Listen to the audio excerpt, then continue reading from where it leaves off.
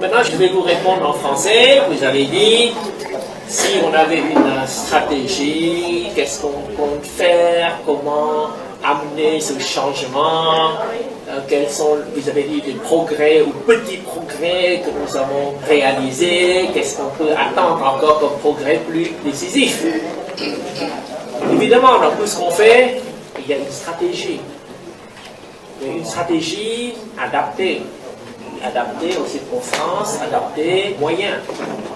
Une stratégie qui dépend non seulement de la situation intérieure, mais de la situation extérieure. Le Cambodge est un petit pays dont le sort dépend de la stratégie, de la position des pays voisins, position et stratégie qui peuvent changer en fonction des circonstances. Regardez la position respective des États-Unis et du Vietnam. Avant, c'était deux ennemis qui se faisaient la guerre à mort. Maintenant, les États-Unis et le Vietnam sont des alliés. Sont des alliés pour contrer la Chine. Vous voyez ce renversement de tendance, ce renversement de situation. Eh bien, nous, Cambodgiens, il faudrait tenir compte de ces renversements réels, peut-être potentiels, dans les jours, dans les mois, dans les années à venir.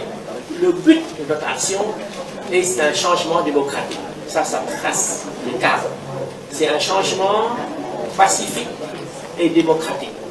Ce n'est pas un changement révolutionnaire. C'est un changement pacifique et démocratique. Et pacifique et démocratique, ça veut dire au travers des élections. Donc notre stratégie, c'est de participer à des élections. Des élections qui montrent notre force grandissante.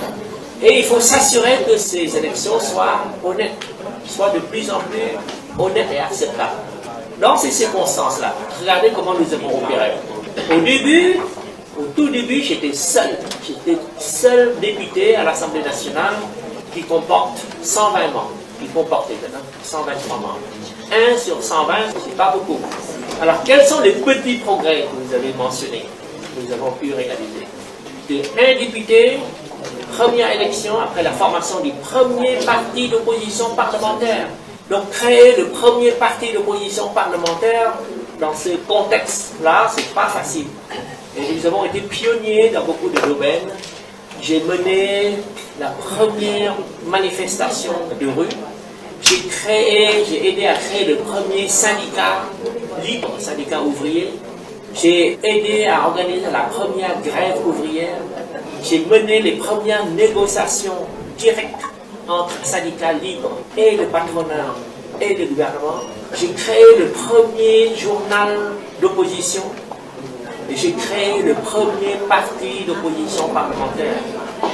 Donc c'était un terrain vierge, mais dur. Donc il fallait créer de toutes pièces, toutes les institutions. Un parti d'opposition, c'est une institution. Eh bien, j'étais seul au début. Première élection, 15 députés. L'élection suivante, 24 députés. Élection suivante, 29 députés. Élection suivante, 55 députés. 55 sur 123, c'était la majorité, à quelques mois près. Et s'il n'y avait pas d'irrégularité, s'il n'y avait pas la triche, eh bien on aurait gagné déjà largement. Donc c'est comme construire un escalier, les marches d'escalier. Vous êtes au rez-de-chaussée, vous voulez monter au premier étage. C'est impossible que vous sautiez du rez-de-chaussée, que vous atteigniez le premier étage. Vous allez casser la figure. Eh bien non, nous on construit un escalier, des marches d'escalier. Et à chaque élection, on monte quelques marches.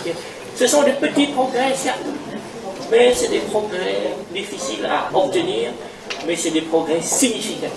C'est en ligne avec notre stratégie de changement démocratique, pacifique, par la voie des élections que nous voulons le plus démocratique possible.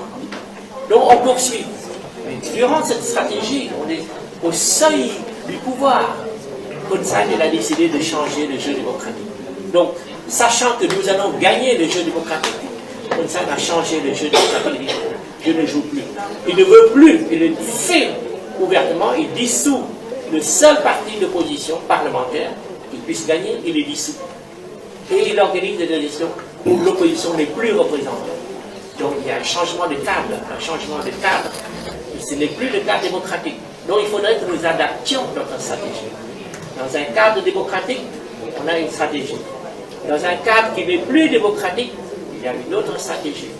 Maintenant, c'est l'appel à la population, au soulèvement, aux forces armées, même aux partis au pouvoir, de prendre leurs responsabilités.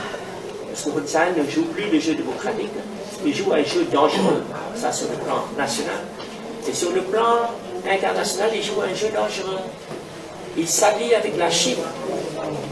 Et la Chine mène une politique expansionniste qui menace la sécurité des pays voisins. Donc il autorise la Chine à construire des bases militaires. Ça a des conséquences. Ça, c'est de graves conséquences régionales et même internationales. Les États-Unis s'opposent à la restriction de la navigation maritime, violation du droit international, du droit de la mer, parce que c'est une région stratégique. Des milliards de marchandises transitent par cette zone de la mer de Chine du Sud. Et si la Chine met la main, si la Chine contrôle toute cette zone, donc il y a beaucoup de pays, le Japon, la Corée, le Vietnam, l'Australie, l'Indonésie, la Malaisie, la Thaïlande, jusqu'à l'Inde, qui sont menacés par cette expansion de la Chine. Eh bien, facteur à tenir compte de notre stratégie. Parce que pour renverser Hun Sen, il faut quand même que des appuis régionaux de pays dont la sécurité est menacée par la politique pro-chinoise de Hun Sen. Donc c'est évident qu'il faut une stratégie, mais il faut tenir compte de beaucoup de facteurs pour définir et pour appliquer cette stratégie.